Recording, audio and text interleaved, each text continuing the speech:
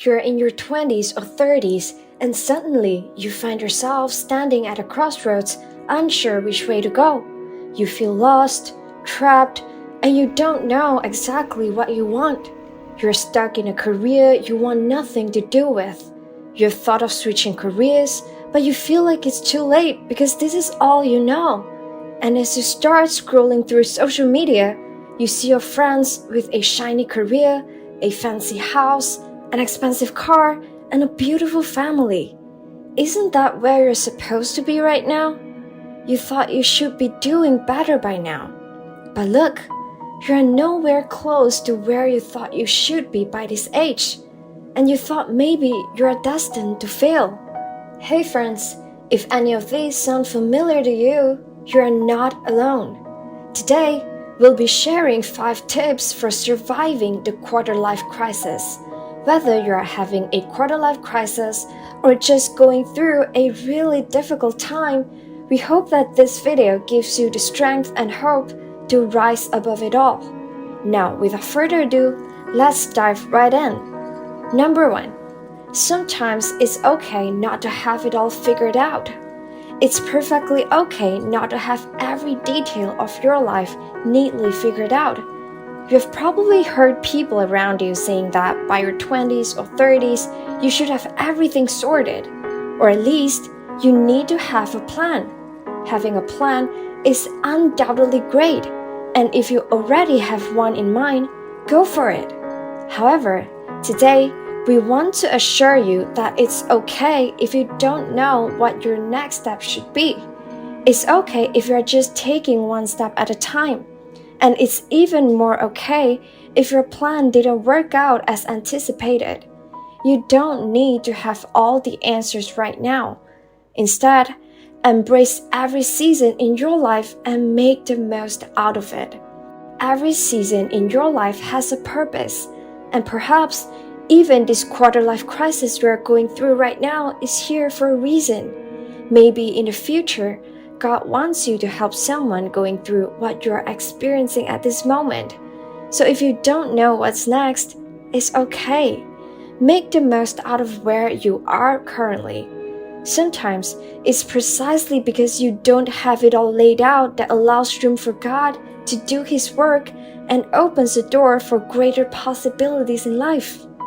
Number 2, you are not defined by your job.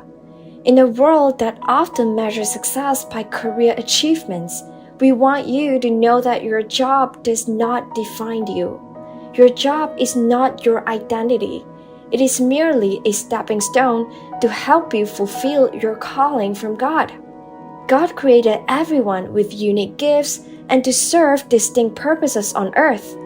For some, God may have called them to be a manager or a CEO, enabling them to impact the workplace through their positions. However, God may have called you to be a mother in this season, which could mean not pursuing a job that takes up too much of your headspace. It might not be a glamorous managerial role, but a simple employee position, allowing you to earn enough for bills without draining your energy so that you can be the ever-present mother for your children. Or God might be calling you to be a writer, addressing a specific group of people. Even if only a few hundred copies of your book are sold and it does not look good on your paycheck, your book has changed and impacted those few readers who read it. My dear friends, you're not defined by your job, paycheck, or achievements. You are worth so much more than that. Whether you have a job earning hundreds of thousands to millions per month, or just a job earning a few hundred, or perhaps you don't even have a job, it doesn't define who you are. Your identity is found in God, and you are precious in His eyes. Hey there! If you're encouraged by this video, hit the subscribe button and share this video with anyone you know who might be going through their own quarter-life crisis. Number 3. You are not defined by what others say or think about you. You are in your 20s, you should be earning at least a 5-figure income every month. You are in your 30s, you should already own a house. Why are all your friends doing so well while you're still here? What? You still live with your parents? Does any of this sound familiar to you? Or perhaps you have heard even worse. But hey, what others think or say about you does not define you.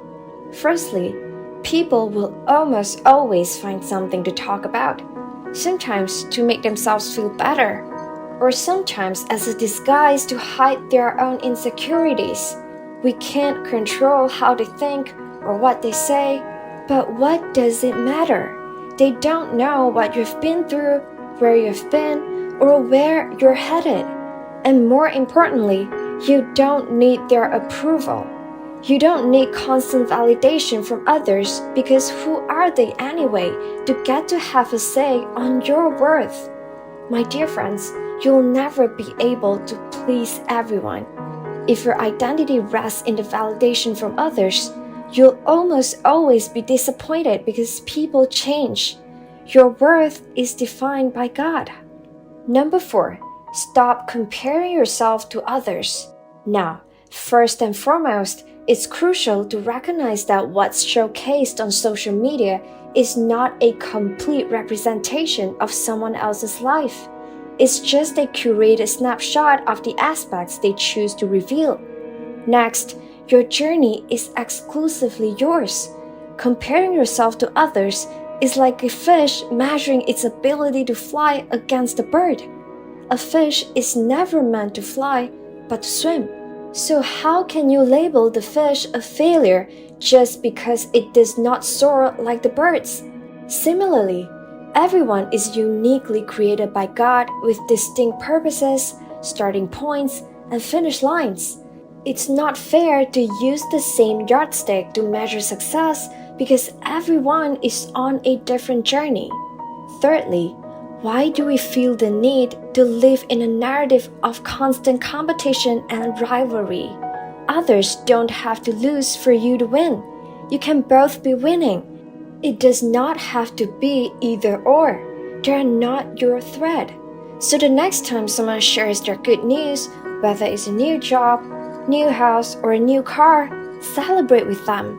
Acknowledge and cheer for the hard work they've put in to get there. And in the same way, be kind to yourself and cheer for your journey and where you are today. Number 5, redefining success. Stop allowing society to dictate the meaning of success. Many times, we become overly fixated on pursuing goals that everyone else seems to be after, letting society convince us that their definition is the true measure of success. But it's time to pause and reconsider what success truly means to you. It's time to craft your unique definition of success. My dear friends, success goes beyond merely climbing the corporate ladder or accumulating wealth. It's about aligning your goals with your values, finding joy in a journey, and embracing personal fulfillment. It's not a one-size-fits-all concept. And just because society holds a preconceived notion of success does not mean you have to conform to it.